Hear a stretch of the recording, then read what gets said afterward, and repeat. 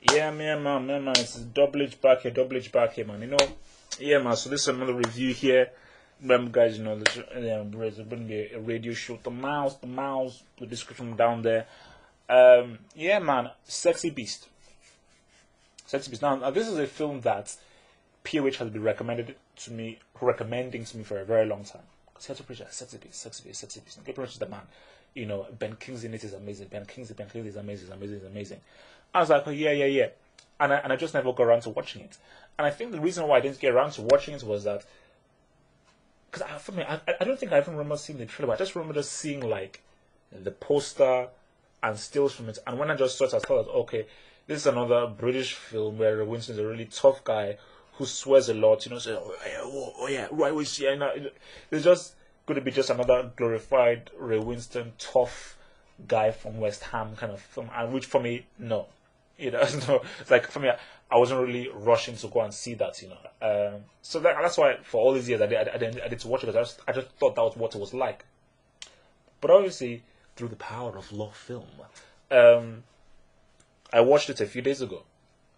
A few days ago, and the film was pretty much nothing like I expected it to be. Like, pretty much, it was like nothing I expected it to be. Like, really, man. I mean, even right from the very beginning, it's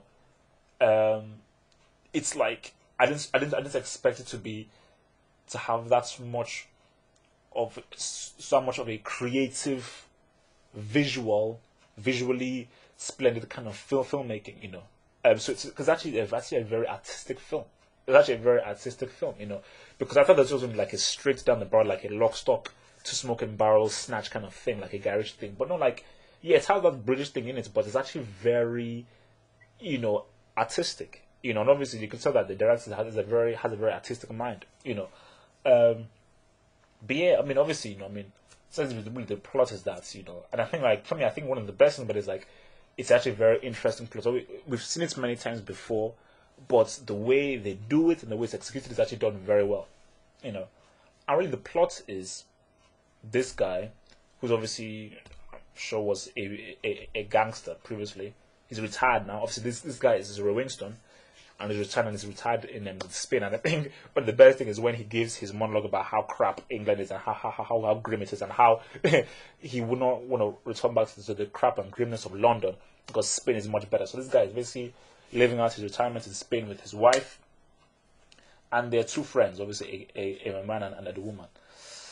And yeah, he's enjoying retirement. But then he then gets a call that this cat called Don Logan is coming in. And this guy, Don Logan, is a guy from back in the day, from his gangster days, and Don Logan wants him to do a job. So it's about Ray Winstone basically trying to somehow get out of returning back into a business that he retired from, and Don Logan convincing him and trying to force him into doing this job. So yeah, I mean, really, since now, I mean, for me, I think people who've heard about Sexy Beast, everybody will be going on about Don Logan, and it's a crazy performance. It is an absolutely ridiculous performance, and he's one of the craziest characters that's ever been put to screen. Like, his character is just mad. I think really, like, I mean, the acting quality that is in here is absolutely outstanding.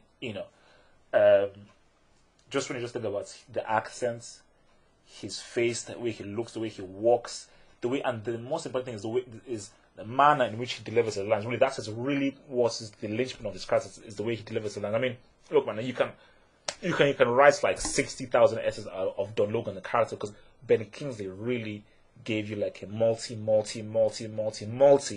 layered character that can you really dissect in so many ways, because he created such a complex character, because he made what is pretty much just a ruthless gangster a very complex and deep character. You can talk. I mean, so you can't really talk a lot about that, but really, a thing that people miss in this is Ray Winstone. See, now for me, I have a very mixed relationship with Ray Winstone. And the thing is that I always feel like this guy, he has something.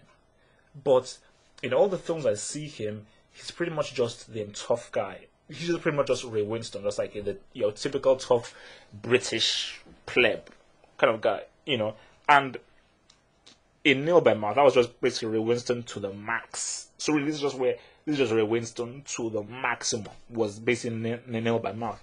And I felt like, whenever I just say Ray Winstone, it's like he's always playing the same character. He's always the gangster, and he's always the guy who's squaring, and the guy who's basically just like rough and very rude.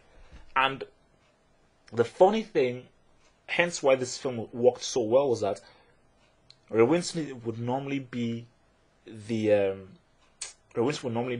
Ben Kingsley character, and you'd normally have like a younger guy as Ray Winstone's character, and you'd probably have Ben Kingsley as Ian McShane's character. So everything was just flipped all around, because Ben Kingsley. So really, and that's why the film worked so well, because Ray Winstone was this was Ray Winstone's best performance.